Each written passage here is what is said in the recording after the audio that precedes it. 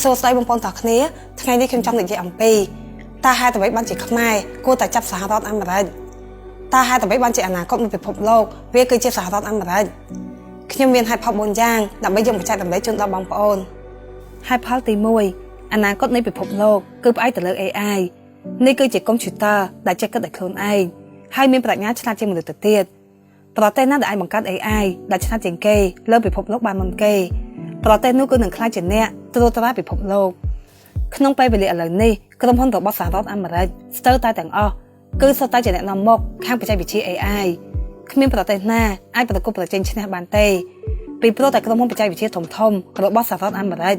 ពួកគេបានដាក់លុយវិនិយោគទៅលើខាងផ្នែក AI នេះលើ$1000 លានឯណោះដែលគ្មានប្រទេសណាមានលុយសកលច្រើនដល់ប៉ុណ្ណេះទេតែបៀតក៏មិនបៀតផងរកលុយត្រឹមតែ$500 លានក៏សឹងតែគ្មានផងចុះតម្រាំតែ$500 លានទៅ$1000 លានទៀតនោះពេលនេះក្រុមហ៊ុនដែលនាំមុខគេខាងបច្ចេកវិទ្យា AI និងផលិតមនុស្សយន្តគឺជាក្រុមហ៊ុន Tesla មិនមែន ChatGPT ទេមានតែក្រុមហ៊ុន Tesla តែប៉ុណ្ណោះដែលមានសមត្ថភាពបង្កើត AI ផងនិងផលិតមនុស្សយន្តផងនៅឆ្នាំ2026ក្រុមហ៊ុន Tesla នឹងប្រកាសហើយថានឹងបើកលក់មនុស្សយន្តម្ដងហើយខ្ញុំបានតាមដានមើលទៅលើទីផ្សារនឹងរួចហើយគឺគ្មានក្រុមហ៊ុនណាអាចបៀតក្រុមហ៊ុន Tesla ផងក្នុងពេលអនាគតគឺថានឹងមានមនុស្សយន្តទាំងអស់នេះរាប់រយលានគ្រឿងទៅរាប់ពាន់លានគ្រឿងដែលមកធ្វើការជំនួសមនុស្សរឿងនេះសហរដ្ឋអាមេរិកនឹងធ្វើវាបានមុនគេ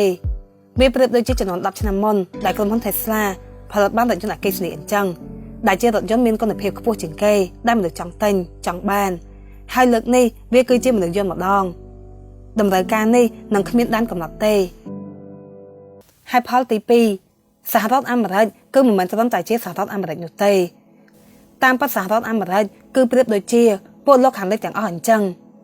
ប្រព័ន្ធទាំងមូលនៅខាងប៉ែកពួកលោកខាងលិចគឺវាមានតំណែងជាប់គ្នាទៅវិញទៅមកអត់បាត់ទៅហើយដោយប្រព័ន្ធតែមួយអញ្ចឹងមិនថាខាងផ្នែកហិរញ្ញវត្ថុនិងយោធានោះទេ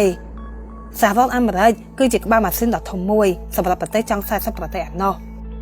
នៅពេលដែលខ្ញុំមើលឲ្យស៊ីជម្រៅទៅលើផ្នែកហិរញ្ញវត្ថុរបស់ប្រទេសនៅលោកខាងលិចនីមួយៗខ្ញុំដឹងថាទាំងពួកអ្នកមានអំណាចបំផុតនិងពួកអ្នកមានលុយបំផុតពីប្រទេសពួកលោកខាងលិចទាំងអស់គឺសុទ្ធតែបានដាក់លុយរបស់ពួកគេនៅក្នុងសហរដ្ឋអាមេរិកនេះមានន័យថាពួកគេទាំងអស់នោះគឺសុទ្ធតែបានវិនិយោគមានភាគហ៊ុននៅក្នុងសហរដ្ឋអាមេរិកបងប្អូនទីផ្សារភាគហ៊ុនរបស់សហរដ្ឋអាមេរិកគឺមានតម្លៃរហូតដល់$50,000 លានឯណោះឬ$50 ទ្រីលានហើយគ្រាន់តែ$16 ទ្រីលានវាគឺជាលុយរបស់ជនបរទេសដែលបានដាក់ចូលបាត់ទៅហើយនេះវាស្មើនឹង30% នៃទីផ្សារទាំងមូលរបស់សហរដ្ឋអាមេរិកបងប្អូនលុយច្រើនដល់ថ្នាក់នេះវាមានន័យថាជនបរទេសទាំងនោះគេបានគិតថាសហរដ្ឋអាមេរិកគឺជាផ្ទះទី2របស់ពួកគេបាត់ទៅហើយ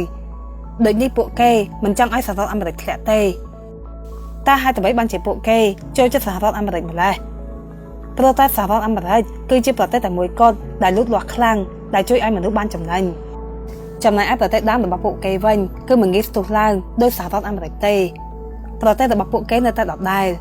ដូចនេះបើមនុស្សណាចង់ចំណេញលុយបានច្រើនគឺត្រូវតែមករកសហរដ្ឋអាមេរិកនិយាយឲ្យខ្លីទៅមិនថាខាងអនាគតសេដ្ឋកិច្ចមិនថាខាងប្រជាសាស្ត្រគឺសហរដ្ឋអាមេរិកនឹងបន្តរីកចម្រើនគ្មានប្រទេសអភិវឌ្ឍដូចហើយរូបណាអាចប្រៀបជាមួយនឹងសហរដ្ឋអាមេរិកបានទេហើយផលទី3គ្រប់ពេលដែលខ្ញុំក្រឡេកមើលទៅលើប្រទេសជុំវិញពិភពលោកជារៀងរាល់ប្រហែលឆ្នាំម្ដងវាមិនមែនជាសហរដ្ឋអាមេរិកដែលជាអ្នកដួលរលំនោះទេផ្ទុយមកវិញអ្នកដែលដួលរលំបន្តកន្ទុយគ្នាម្ដងមួយគឺសុទ្ធតែជាសត្រូវរបស់សហរដ្ឋអាមេរិកទៅវិញខ្ញុំមិនដឹងថាវាគឺជារឿងចៃដន្យឬក៏អត់ប៉ុន្តែសុករុស្ស៊ីបែរជាទៅបំផ្លាញខ្លួនឯងទៅវិញប្រទេសស៊ីរីក៏ធ្លាក់អ៊ីរ៉ង់ក៏ត្រូវបានគេទម្លាក់គ្រាប់បែកហើយមិនយូរទេនឹងដល់វិញប្រទេសវេណេស៊ុយអេឡាម្ដងនេះវាបានបង្ហាញថាលទ្ធិប្រជាធិបតេយ្យគឺវាមានស្ថិរភាពជាងរបបផ្ដាច់ការតាមច្បាប់ធម្មជាតិឲ្យតែប្រព័ន្ធផ្ដាច់ការគឺនឹងតែងតែធ្លាក់រហូតនឹងគ្រាន់តែខ្លះយូរខ្លះឆាប់តែប៉ុណ្ណោះលទ្ធិប្រជាធិបតេយ្យគឺបង្កើតបានប្រទេសដែលមានសុភមង្គលបំផុតគ្រាន់តែយើងមើលទៅលើប្រទេសខ្លះនៅអឺរ៉ុបទៅភាគច្រើនគឺបានចុះចំណាត់ថ្នាក់ជាប្រទេសដែលមានសុភមង្គលបំផុតក្នុងពិភពលោកដូចជាប្រទេសហូឡង់ប្រទេសដាណឺម៉ាកលក្ខណៈដោយសារតែសហរដ្ឋអាមេរិកគឺជាប្រទេសលទ្ធិប្រជាធិបតេយ្យទោះបីជាវាមិនល្អឥតខ្ចោះក៏ដោយក៏វានឹងនៅតែបន្តមានស្ថិរភាពក្នុងរយៈពេលយូរដែរហើយផលទី4សហរដ្ឋអាមេរិកមិនថារដ្ឋាភិបាលឬប្រជាជនទេ គឺសុទ្ធតែជាអ្នកមានកាន់មាសនិងកាន់ Bitcoin ច្រើនជាងគេទាំងអស់នៅលើពិភពលោកបើប្រព័ន្ធផ្ដាច់ការវិញគឺគេបានខាំង Bitcoin បើសហរដ្ឋអាមេរិកវិញគេបានចេញច្បាប់ថា Bitcoin គឺស្របច្បាប់វាគឺជាមាស Digital ឥឡូវនេះមានប្រទេសចង់20ជាងឯណោះរដ្ឋាភិបាលរបស់ពួកគេនាំគ្នាចង់ចេញច្បាប់នេះដែរពួកគេចង់ដើរតាមសហរដ្ឋអាមេរិកដែរពួកគេចង់ទិញ Bitcoin ដែរបងប្អូនអនាគតនៃលុយនិងទ្រព្យសម្បត្តិពិភពលោកវាគឺជា Bitcoin នេះហើយខ្ញុំធ្លាប់បានធ្វើវីដេអូនិយាយអំពីរឿងអនាគតនៃលុយ Bitcoin នេះតាំងតែពីឆ្នាំ2020មកម្ល៉េះកាលនោះតម្លៃ Bitcoin គឺត្រឹមតែ$7,000ក្នុងមួយកាក់តែប៉ុណ្ណោះតែពេលនេះវាបានឡើងទៅដល់$120,000ក្នុងមួយកាក់ហើយត្រឹមតែរយៈពេល5ឆ្នាំហើយនាពេលអនាគតវានឹងឡើងទៅដល់$1លានក្នុងមួយកាក់ដល់ពេលនោះសហរដ្ឋអាមេរិកទាំងរដ្ឋាភិបាលទាំងប្រជាជនគឺនឹងមានលុយច្រើននិងមានទ្រព្យសម្បត្តិច្រើនខ្លាំងជាងនេះទៀតចង់ទិញអ្វីក៏បានដែរទ្រព្យសម្បត្តិវាគឺជាអំណាចនាពេលអនាគតសហរដ្ឋអាមេរិកនឹងកាន់តែមានអំណាចខ្លាំងជាងនេះទៅទៀតដោយសារតែប្រទេសនេះមានមាសច្រើនជាងគេនិងមាន Bitcoin ច្រើនជាងគេលើពិភពលោកតើហេតុអ្វីបានជាខ្ញុំធ្វើវីដេអូនេះមកនិយាយប្រាប់បងប្អូននេះក៏ព្រោះតែមួយពិភពលោកគឺបានផ្លាស់ប្ដូរនៅនឹងភ្នែករបស់យើងហើយដែលវាឲ្យយើងបានឃើញច្បាស់នៅនឹងភ្នែករបស់យើងហើយគ្រាន់តែបងប្អូនមួយចំនួនមិនបានឃើញតែប៉ុណ្ណោះ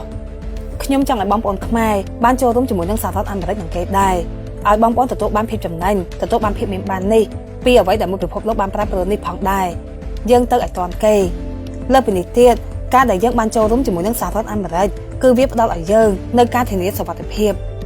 អស់រយៈពេល5ឆ្នាំកន្លងមកនេះមានតែខ្ញុំម្នាក់ទេដែលព្យាយាមធ្វើវីដេអូចង់20ទៅ30វីដេអូឯណោះដែលខ្ញុំបានដាស់តឿនបងប្អូនឲ្យទៅរកសហរដ្ឋអាមេរិករហូតហើយដល់5ឆ្នាំក្រោយនេះខ្ញុំគឺនៅតែជាមនុស្សដែលមានគោលចំហបែបនោះដដែលមិនដែលប្រែប្រួលទេព្រោះតែនេះវាគឺជាផ្លូវតែមួយគត់សម្រាប់យើងដែលឲ្យយើងទទួលបានអនាគតល្អចាក់ចេញពីភាពក្រីក្របើមិនធ្វើដូច្នេះទេគឺនឹងគ្មានអ្វីផ្លាស់ប្ដូរទេនៅតែដដែល